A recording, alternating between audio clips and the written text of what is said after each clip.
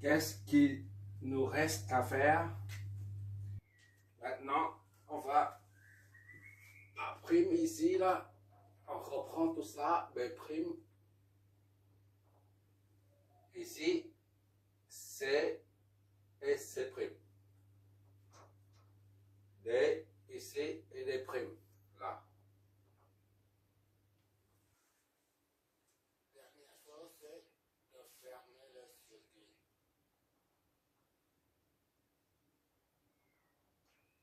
Ça, c'est ce câble-là.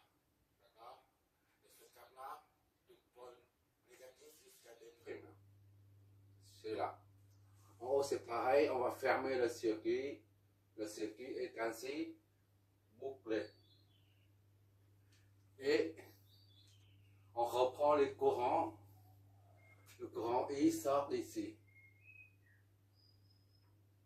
Du générateur de tension, il parcourt ce chemin, descend ici et traverse l'ampoule. Le récepteur R1 ressort de l'autre côté pour enfin retourner au pôle moins de la source. Idem ici, il sort du pôle positif de la source de tension de la batterie de 12 volts, parcourt le chemin, descend pour entrer dans le fer repassé, puis ressort de l'autre pour enfin retourner au pôle négatif de la batterie de voiture. Qu'est-ce qu'il y a à rapporter d'ici à là? Il reste la différence de potentiel aux bornes de chaque élément récepteur. D'accord? V, A', B'. C'est pas compliqué tout ça. V, A', B'. Idem, ici V, C', D'. Aux bornes de C' et D'. D'accord?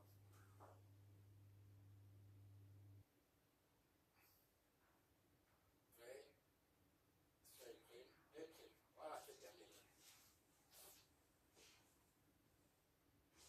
Ça, c'est dans la réalité, dans la réalisation. Et ça, on voit ça dans le schéma électrique. Pour un technicien de chantier ou un électronicien, il ne verra que ça. Et pour les concepteurs, c'est pareil. Que nous sommes, toi et moi, on fait la conception en fait. Celui qui connaît la conception, il maîtrise totalement la maintenance, le dépannage. Il faut apprendre à concevoir et à partir de la conception, si on en déduit le dépannage, la maintenance. Comme en haut, on a pour les différences d'altitude, on a une conclusion. Maintenant, on va apporter une conclusion pour ça. En regardant, en observant le sens des flèches de courant et de tension. D'accord? Conclusion apportée. Voilà, j'écris mieux maintenant.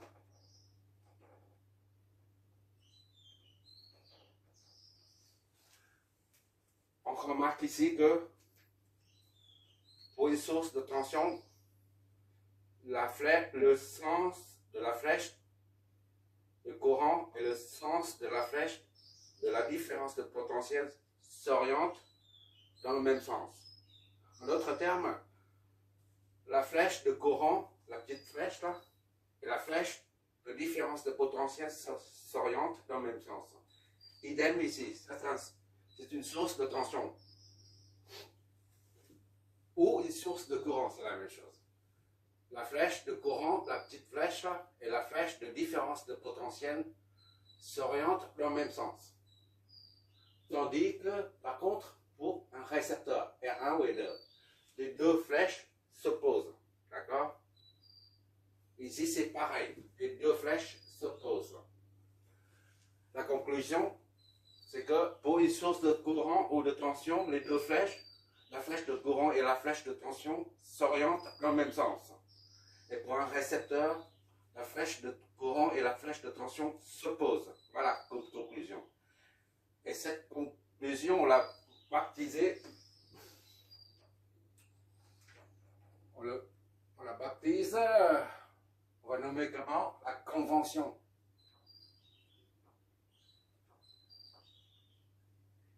De récepteur, d'accord?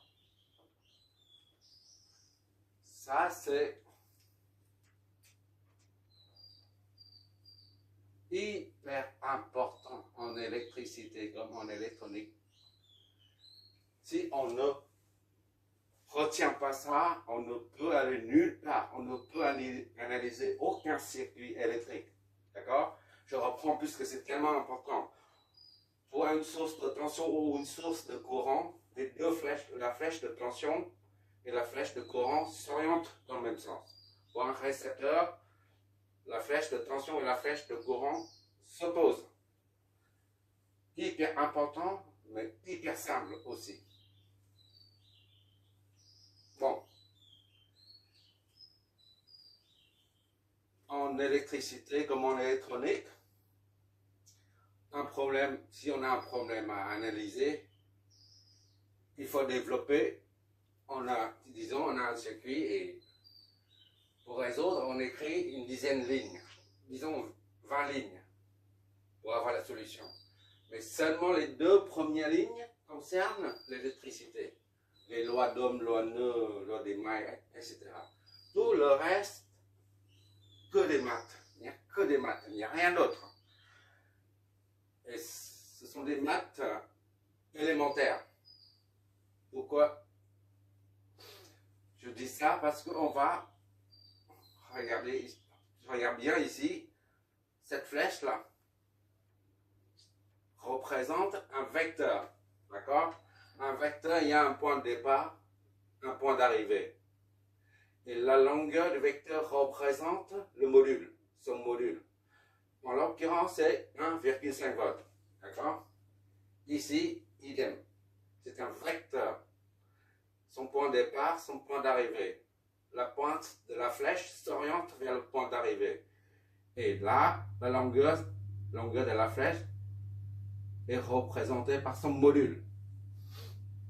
Son module peut être en volts ou en ampères. Bon, ça c'est un petit rappel mathématique parce qu'on va utiliser l'addition des vecteurs. Bon, maintenant on peut oublier ça, on va appliquer tout ça là, la convention de récepteur à un circuit électronique réel. Bon. Ici, supposons qu'on a ça c'est une source de tension. On a une source de tension ici. D'accord. Il fait combien? J'ai dit ça 30 volts. Une source de tension V1 de 30 volts. 30 volts. D'accord? Et comme il s'agit d'une source de tension, on met un plus et un moins. Tout simplement. Et deux fils conducteurs avec deux bornes de connexion. Voilà. Comme ici. Supposons qu'on a une autre source de tension.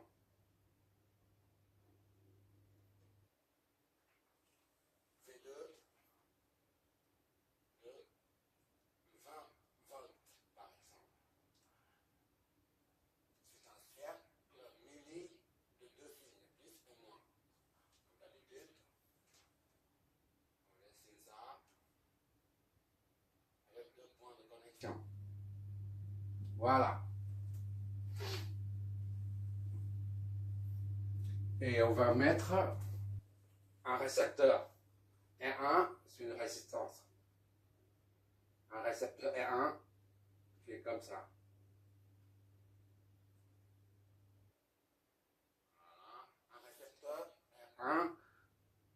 résistance est de 2 kΩ.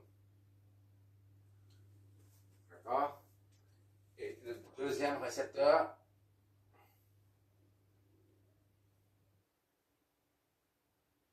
est de 5 kΩ. Donc la résistance est 5 kΩ. Un récepteur dont la résistance est de 2000 ohms. Le deuxième récepteur dont la résistance est égale à 5000 ohms. Et pour compliquer un peu davantage le circuit, on va mettre un autre récepteur, disons R3, dont la résistance est 4000 ohms, soit 4 kΩ. Voilà.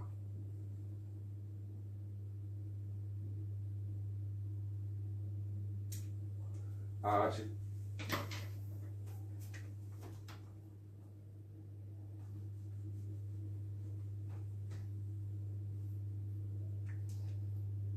vais enlever ça parce qu'on n'a plus besoin.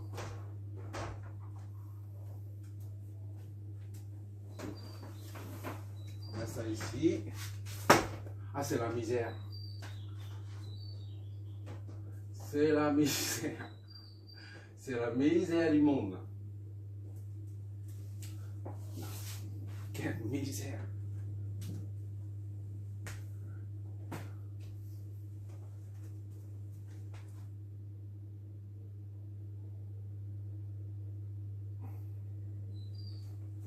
Voilà.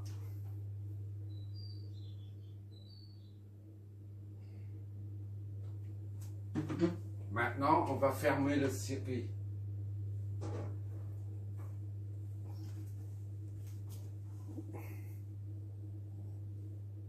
Ok, c'est bon.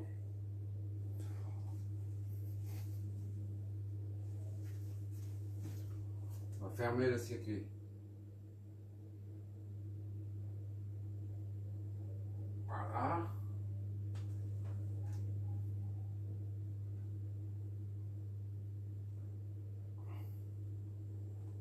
Le circuit est ainsi bouclé. Maintenant, il s'agit de trouver les courants, les tensions aux bornes de chaque élément du circuit. D'accord? Le sens des courants et le sens de la différence de potentiel. Alors, comment faire? Pour analyser ce circuit, on passe par 3 ou 4, 3 étapes et demie, disons. 3 étapes. La première, c'est préparer le circuit à l'analyse.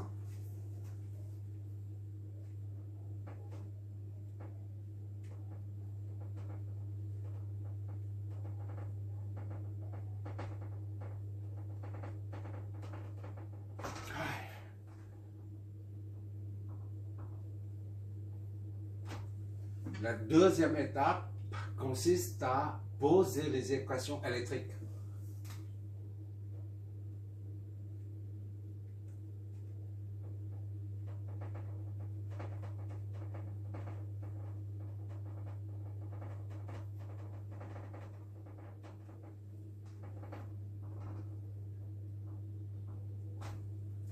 La troisième étape, c'est de combiner toutes les équations électriques pour les résoudre.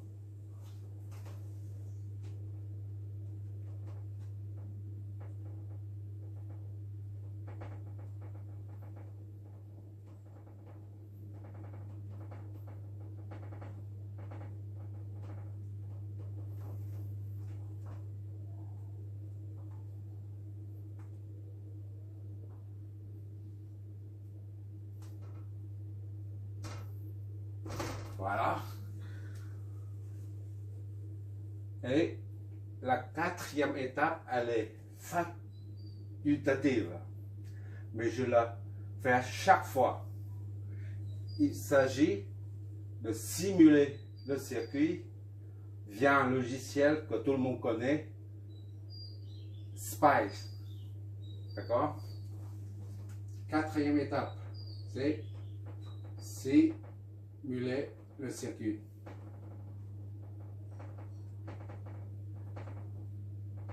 Via le logiciel. Il y a un truc là. Spice.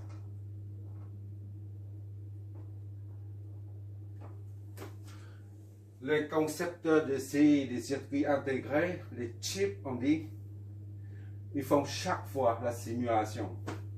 Puisqu'en électronique, si on ne simule pas, c'est impensable de nos jours. Donc, simuler le circuit, c'est pour quoi faire? Pour comparer le résultat qu'on a calculé, qu'on a trouvé, à ceux donnés par le simulateur. D'accord? Moi, je simule tout le temps. Tu vas voir, chaque problème traité ici sera simulé à la fin. Sinon, ce ne sera pas valable. D'accord? Bon. On y va. On va attaquer la préparation du circuit à l'analyse. Qu'est-ce que ça signifie? Et bien, comme tout à l'heure, on va faire on ne fait que des suppositions. Premièrement, on suppose que la source V1 débite un courant I1. D'accord? Et la source V2, le sens dans cette direction. C'est une supposition, tout court. V2 fournit un courant I2. D'accord? Déjà, j'ai oublié de numéroter les nœuds. Ici, disons, c'est A. Nœud A. Ici, c'est le même point. Tout ça, c'est le même point. Le A aussi. Idem ici, parce que c'est relié. A. Et ça, c'est B.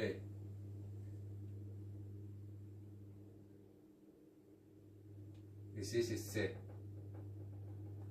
Et ici, c'est O. D'accord? On verra plus tard pourquoi on appelle ça O. Pour l'instant, on s'en fiche un peu. Bon. Les deux courants circulent dans chaque branche, arrivent jusqu'à là. Et les deux s'additionnent pour donner naissance à un troisième courant. C'est I. D'accord?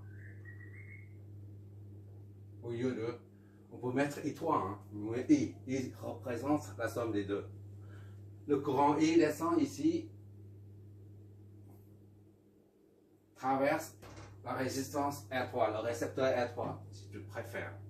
Ressort de ce côté. I. Puis, il va vers là. Je répète, on est en train de préparer le circuit pour l'analyser. Une fois le courant I arrive au nœud, il est obligé de se scinder en deux. Un vers le haut et un dans cette direction. D'accord? Et puisqu'il y a une seule branche, ici il y a trois branches. Une, 2 et 3. C'est la raison pour laquelle on a trois courants différents. I1, I2, I et I. Ce sont des courants différents. Tandis qu'ici, on n'a qu'une seule branche, un seul conducteur, un seul fil en cuivre. Voilà. Donc, le courant ici, là, qui circule dans cette branche est le même que celui-là. Et par conséquent, on met I2. C'est le même courant, d'accord? Ce courant-là, il va remonter en haut.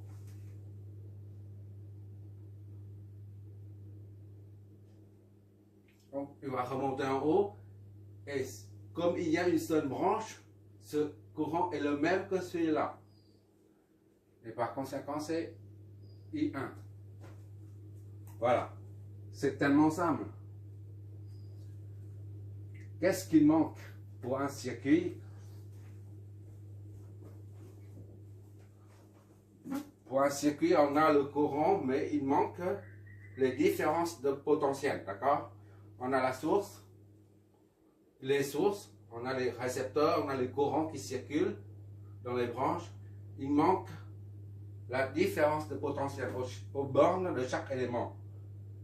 Que ce soit un récepteur ou une source de tension, il faut flécher les tensions.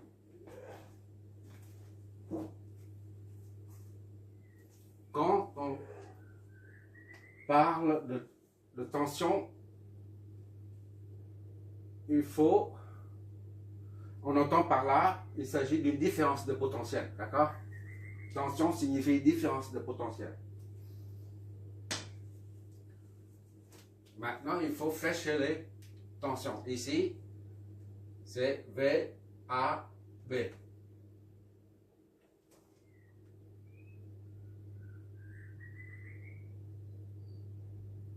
VAB. D'après la convention de récepteur, quand il s'agit d'une source de tension, les deux flèches s'orientent dans le même sens. D'accord? V, A, B. Et ça, c'est une source de tension. La flèche de tension et la flèche de courant s'orientent dans le même sens. V, AC. D'accord? AC. Maintenant, il nous reste trois récepteurs. R1, R2, R3 à flécher. Pour un récepteur, d'après la convention de récepteur, on a dit tout à l'heure, les deux flèches, la flèche de tension et la flèche de courant s'opposent. Donc, ici, la flèche de tension, là, V, ici c'est O, O, O.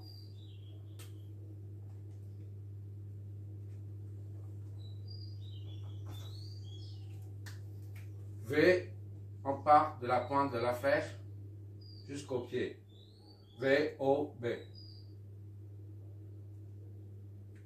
Idem pour ce récepteur.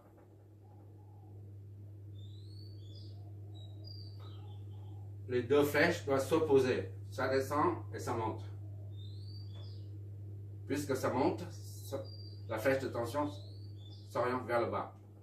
V, O, C. D'accord? Et ça, la flèche de courant descend, la flèche de tension monte. C'est la convention de récepteur qui dicte le sens de la tension, de la différence de potentiel.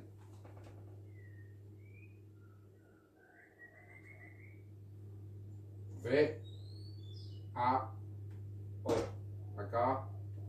Ici, c'est différent que là. Bon. Ça. Ici, on met les potentiels. VA ici. Idem ici, VA. C'est le même point. Hein. VA. Ici, VB.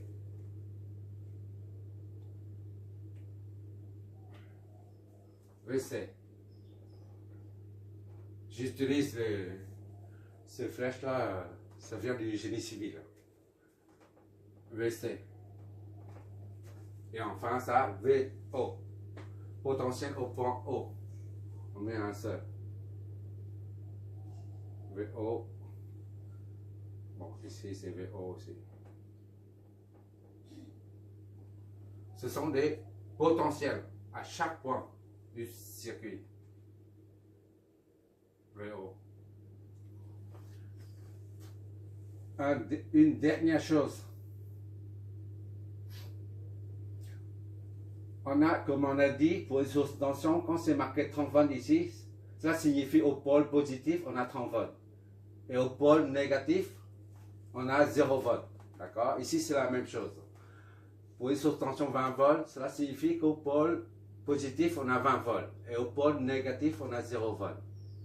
Donc ici, c'est le 0 volt de la source de tension. D'accord? C'est le 0 volt absolu. Le même que ici. 0 volt qui se trouve ici, là, c'est un 0 volt de la source de tension V1. Il s'agit d'un 0 volt absolu. Maintenant, pour résoudre le circuit, il faut un autre 0 volt. 0 volt de l'ensemble de tous les éléments du circuit. C'est-à-dire le 0 volt du circuit. On prend ici le 0 volt du circuit. D'accord? On fixe arbitrairement ce point à 0 volt. D'accord? Donc ici, 0 volt. C'est un 0 volt arbitraire. D'accord? Pourquoi il faut un 0 volt général? Ça, c'est un 0, on a dit 0 volt absolu. 0 volt absolu. Qui a un rapport avec la source de tension en question là. Ici, par contre, c'est un 0 volt relatif. Qu'est-ce que ça signifie? Relatif, puisqu'on a mis ça ici, là, 0 volt. On peut très bien mettre le 0 volt ici, par exemple. Ou là, celui-là, on met ici. Ou là, on met là. D'accord? À 0 volt. On peut mettre 0 volt ici. Si on met le 0 volt ici, là, on fait tous les calculs par rapport à ce niveau 0 volt. D'accord? C'est un 0 volt de référence pour les calculs. Pour les calculs seulement. D'accord? Et là, si le 0 volt se trouve ici, les calculs qu'on va effectuer seront faits par rapport à ce 0 volt. Par contre, si on fixe ce point à 0 volt de référence, tous les calculs seront menés par rapport à ce 0 volt. D'accord? C'est la raison pour laquelle on dit relatif. Bon.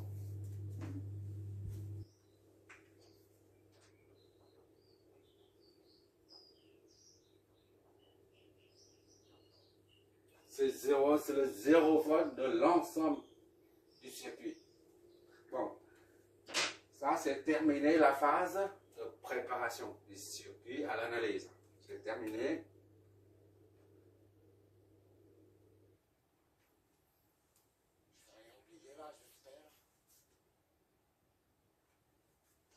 Et tension au combat. Ok.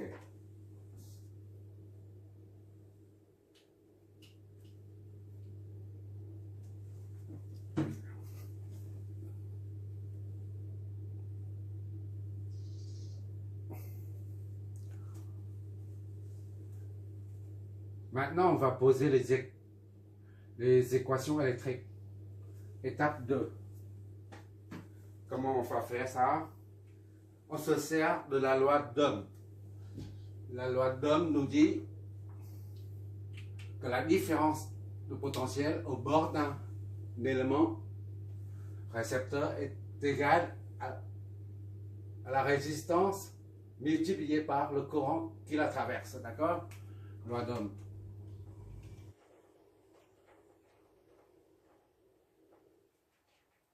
La différence de potentiel au bord d'un élément récepteur est égale à sa résistance R fois le courant qui la traverse. Cette fameuse formule est à appliquer à chaque élément du circuit, c'est tout. C'est assez simple. Bon, on y va. On va attaquer ça, puis ça dans l'ordre. la différence de potentiel aux bornes de B OB, c'est VOB. VOB est égal à la résistance, c'est-à-dire 1,1,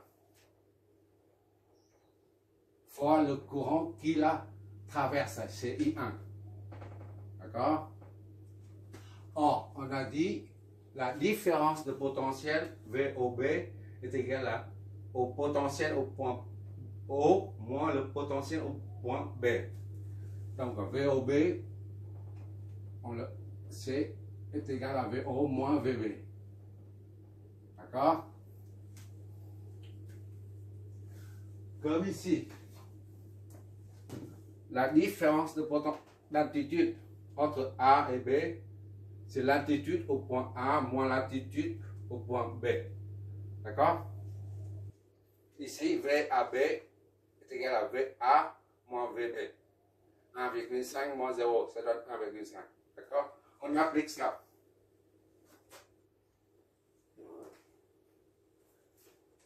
VOB est égal à VO moins VB. Est égal à 1 fois I1.